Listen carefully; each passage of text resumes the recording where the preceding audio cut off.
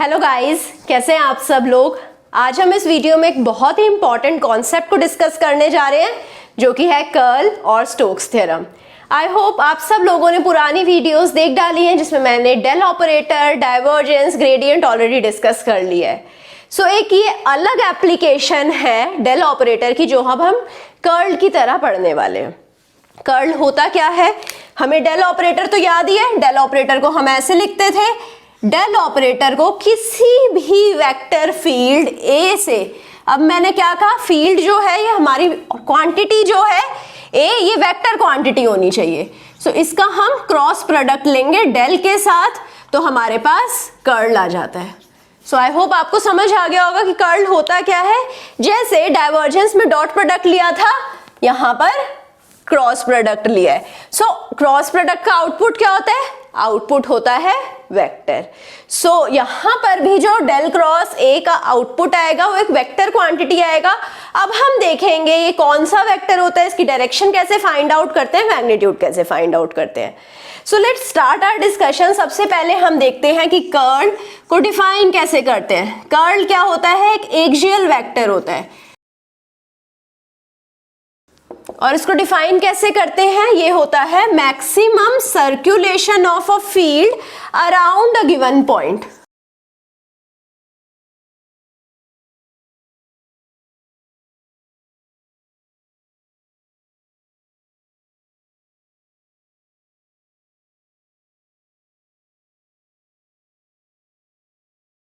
Maximum circulation of the field around a given point per unit infinitesimal area. So हमें divergence याद है। Divergence मुझे क्या बता रहा था कि आउटवर्ड फील्ड लाइंस है या इनवर्ड फील्ड लाइंस है, या आउटवर्ड और इनवर्ड फील्ड लाइंस का मैग्नीट्यूड क्या है, राइट। सो ये जो मेरी फील्ड लाइन है ये बता रही है कि ये मेरा सोर्स है। सोर्स के केस में मैंने आपको बताया था यहाँ आउटपुट डाइवर्जेंस का पॉजिटिव आएगा। और अगर सिंक होता, सिंक इज लाइक दिस, जो फील्ड लाइंस है आ रही हैं और मर्ज हो रही हैं एट द पॉइंट, जो भी हमारा पॉइंट है उस पे मर्ज हो जाएंगी। सो ये जो फील्ड लाइंस है ए है, तो यहाँ पर जो डाइवर्जेंस का आउटपुट आ रहा था वो नेगेटिव आ रहा था। सो अब यहाँ पर कर्ल हमें क्या दे रहा है, कर्ल हमें दे रहा है सर्क्यूलेशन।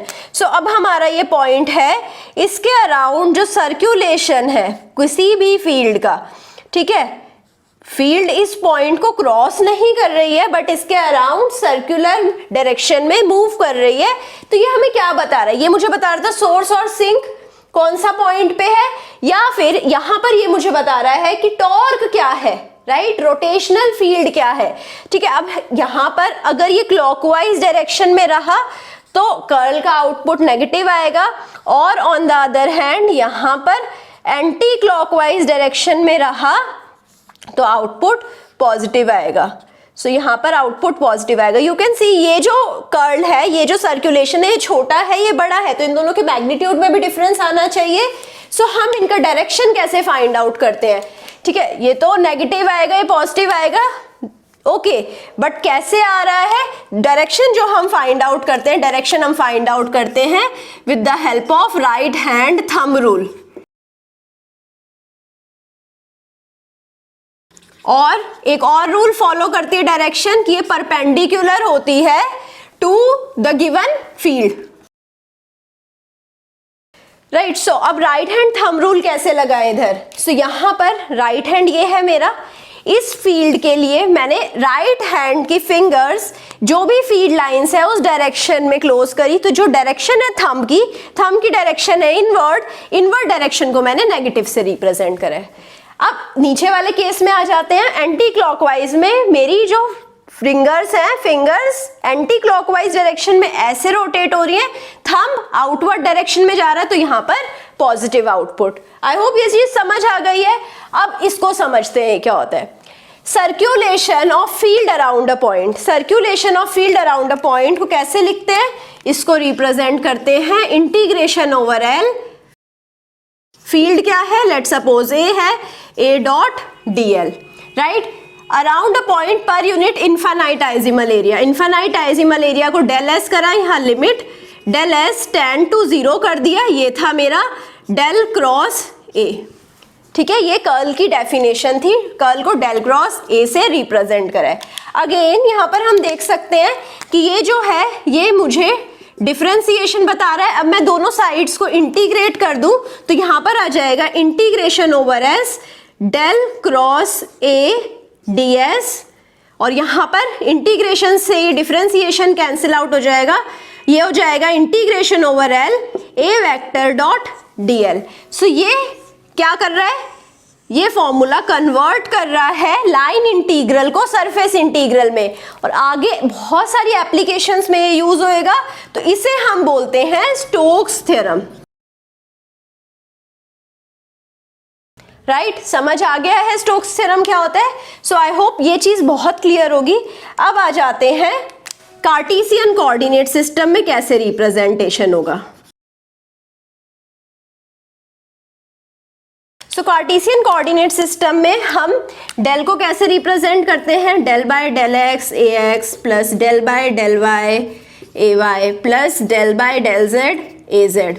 राइट, सो ऐसे मैंने डेल को रिप्रेजेंट करा, क्रॉस करा है ए से, सो ए एक्स प्लस ए वाई प्लस ए जेड। सो यहाँ पर क्रॉस प्रोडक्ट हम निकाल सकते हैं इजीली। सो हम कैसे निकालते थे, with the help of matrix method. यहाँ आ जाएगा A X A Y A Z, यहाँ पर आ जाएगा डेल बाय डेल एक्स, यहाँ आ जाएगा डेल बाय डेल वाई, यहाँ आ जाएगा डेल बाय डेल जेड, यहाँ आ जाएगा A X A Y A Z. So ये हो जाएगा मेरा del cross A vector. Right, so Cartesian coordinate system में हमें क्या करना है, A X A Y A Z की वैल्यू पुट करनी है और सिंपली इस इक्वेशन को सॉल्व करना है, हमें डेल क्रॉस ए वेक्टर मिल जाएगा। अब आ जाते हैं सिलेंड्रिकल कोऑर्डिनेट सिस्टम में।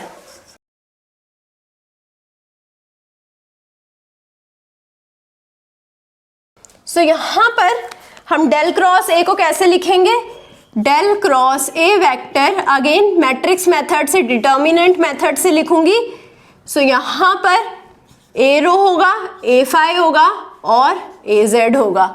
यहाँ पर डेल बाय डेल रो होगा, डेल बाय डेल फाई होगा और डेल बाय डेल जेड होगा। यहाँ कैपिटल ए रो होगा, कैपिटल ए फाई होगा, कैपिटल ए जेड होगा। यहाँ पर 1 बाय रो कर देंगे। 1 बाय रो से डिवाइड इसलिए करा क्योंकि जब भी हम डिफरेंशियल लेंथ निकालते हैं सिलेंड्रिकल कोऑर्डिनेट सिस्टम की, फाई कोऑर्डिनेट के साथ रो मल्टीप्लाई होता है, तो यहाँ पर ए फाई और ए फाई के साथ हम रो से मल्टीप्लिकेशन कर देंगे। So simply this is how हम सिलेंड्रिकल कोऑर्डिनेट सिस्टम में कर्ल को रिप्रेजेंट कर सकते हैं। अब आ जाते हैं स्फेरिकल कोऑर्डिनेट सिस्टम में। स्फेरिकल कोऑर्डिनेट सिस्टम में हम कैसे रिप्रेजेंट करेंगे, del cross A can be represented as 1/r² sine theta. यहां पर क्या हो जाएगा, A R A phi A theta and A phi.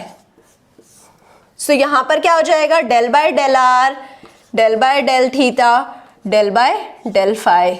यहां पर A R A theta A phi. So अब यहाँ मल्टीप्लिकेशन किससे करना है, यहाँ पर मल्टीप्लिकेशन होएगा आर से और यहाँ पर मल्टीप्लिकेशन होएगा आर साइन थीटा से। सो ए थीटा और ए थीटा को आर से मल्टीप्लाई करा, ए फाई और ए फाई को आर साइन थीटा से मल्टीप्लाई करा और बाहर इन दोनों के मल्टीप्लिकेशन से डिवाइड करा, जो कि हो गया r² साइन ऑफ थीटा। तो एक सिंपल सा क्वेश्चन डिस्कस कर लेते हैं। क्वेश्चन है, अब मेरे को ए वेक्टर गिवन है, ए वेक्टर है x² ax plus y² ay plus z² az। हमें निकालना है कर्ल। सो कर्ल के लिए सबसे सिंपल तरीका है, ये है मेरा कार्टेशियन कोऑर्डिनेट सिस्टम। हम क्या करेंगे, ax डेल क्रॉस ए लिख देते हैं यहाँ पर, सो ax ay और az लिख देंगे। यहाँ पर del by del X del by del Y और डेल बाय डेल जेड लिख देंगे और यहाँ पर ax की वैल्यू लिखेंगे। ax होता है x², यहाँ ay होएगा y², az होगा z²। राइट, सो अब इसको जब ओपन करेंगे, इसको डिटर्मिनेंट को ओपन करना हमें आता है। सो अब सबसे पहले हम क्या करेंगे, हम लेट सपोज इस रो के अलोंग ओपन कर रहे हैं, सो ax लिख देंगे सबसे पहले। तो अब हम इसके अलोंग वाला कॉलम और इसके अलोंग वाली रो को छोड़ देंगे। सो बचा ये, तो यहाँ पर हम क्या करेंगे, क्रॉस मल्टीप्लिकेशन करेंगे। Del of del Y of Z square minus del of del Z of Y square.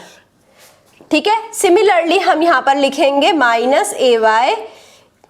अब इसको रो को, इस कॉलम को और इस रो को लीव कर दिया, सो यहाँ पर बचा del by del X of Z square minus del X square by del Z. Right, similarly हम यहाँ पर लिख सकते हैं ए जेड का कॉलम, ए जेड का रो कैंसिल आउट करा तो यहाँ पर बचता है del Y square by del X minus del X square by del Y. So यहाँ पर आप देख रहे हैं हमारे लिए y से डिफरेंशिएट कर रहे हैं तो z कांस्टेंट होगा, पार्शियल डिफरेंशिएशन है। इसी तरह यहाँ पर y कांस्टेंट होगा, z कांस्टेंट होगा, x कांस्टेंट होगा, तो यहाँ पर 0 इंटू ए एक्स आ जाएगा एंड 0 इंटू ए वाई आ जाएगा एंड 0 इंटू ए जेड आ जाएगा। तो कर्ल हो जाएगा इस केस में 0, विच मीन्स कि यहाँ पर कोई फील्ड का सर्कुलेशन नहीं है, इस फील्ड का कोई सर्कुलेशन प्रेजेंट ही नहीं होएगा।